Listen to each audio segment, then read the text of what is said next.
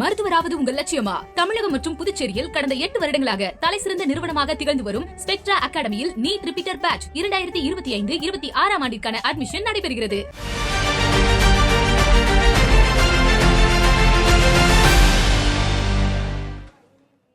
தமிழ்நாடு பேரவை தேர்தலுக்கு சில மாதங்களே உள்ள நிலையில் கூட்டணியில் மட்டுமல்ல ஆட்சி அதிகாரத்திலும் இடம் வேண்டும் என்ற குரல்கள் வலுத்து வருகின்றன.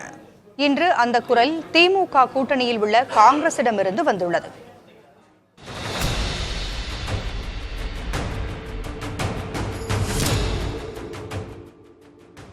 ஆட்சி அதிகாரத்தில் பங்கு என்ற பேச்சு பல காலமாக இலைமறைக்காய் விருப்பமாக கட்சியினரிடையே இருந்தாலும் அதை சமீபத்தில் தமிழகம் வந்த அமித்ஷாவின் பேச்சு வெளிப்படையாக பேச வைக்க தொடங்கியுள்ளது.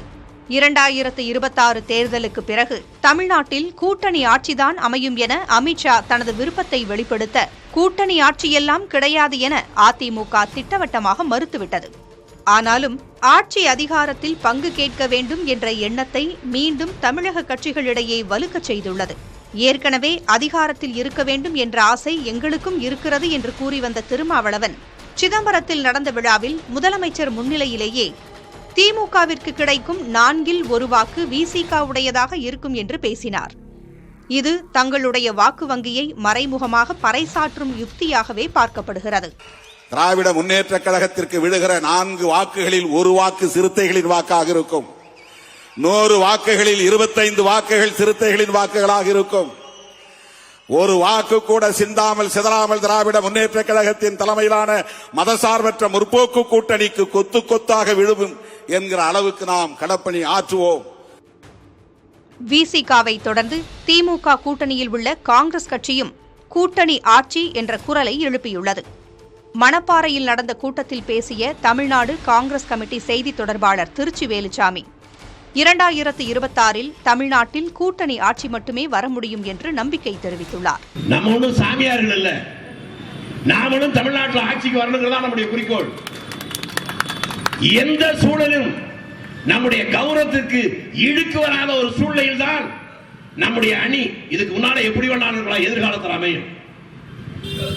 என்னுடைய கணிப்பு சரியாக இருக்குமானால் அடுத்த ஆண்டு நடக்கின்ற தேர்தலில் தமிழ்நாட்டில் கூட்டணி ஆட்சி மட்டும்தான் வர முடியும். அதில் காங்கிரஸ்காரர் 2 பேர் மந்திரியா இருப்பான். முதலில் தமிழ்நாட்டில் ஆட்சிக்கு வந்து ஒரு 2 மந்திரியாவும் மத்தியில் அதுக்கு பின்னாலே ஆட்சிக்கு வருவோம். திமுக கூட்டணியுடன் இந்த முழக்கம் நின்றுவிடவில்லை. அன்புமணி ராமதாசும் ஆட்சி அதிகாரத்தில் பங்கு வேண்டும் என்ற நிலைப்பாட்டை தெளிவாக கையில் எடுத்துள்ளார். பாமகவின் 37ஆம் ஆண்டு விழாவை ஒட்டி அவர் வெளியிட்டிருக்கும் அறிக்கையில் ஆட்சி அதிகாரத்தில் நமது உரிமையை வெல்வோம் என்று குறிப்பிட்டுள்ளார். திமுகவோ அதிமுகவோ பாமக எந்த கட்சியுடன் கூட்டணி வைத்தாலும் ஆட்சியில் அதிகாரம் கேட்கும் என்பதைத்தான் அன்புமணி தற்போது வெளிப்படுத்தியுள்ளார். கூட்டணி ஆட்சி என்ற உரிமை குரலை எழுப்பி வருவது உண்மையிலேயே கூட்டணி ஆட்சிக்காகவா, இல்லை தொகுதி பங்கீட்டில் தங்களுக்கான இடங்களின் எண்ணிக்கையை உயர்த்திக் கொள்ளவா என்பது அடுத்தடுத்த நாட்களில் அரங்கேறும் அரசியல் காட்சிகளில் அம்பலமாகிவிடும். மருத்துவராவது உங்கள் லட்சியமா? தமிழகம் மற்றும் புதுச்சேரியில் கடந்த 8 வருடங்களாக தலைசிறந்த நிறுவனமாக திகழ்ந்து வரும் ஸ்பெக்ட்ரா அகாடமியில் நீட் ரிப்பீட்டர் பேட்ச் 2025-26 ஆண்டிற்கான அட்மிஷன் நடைபெறுகிறது.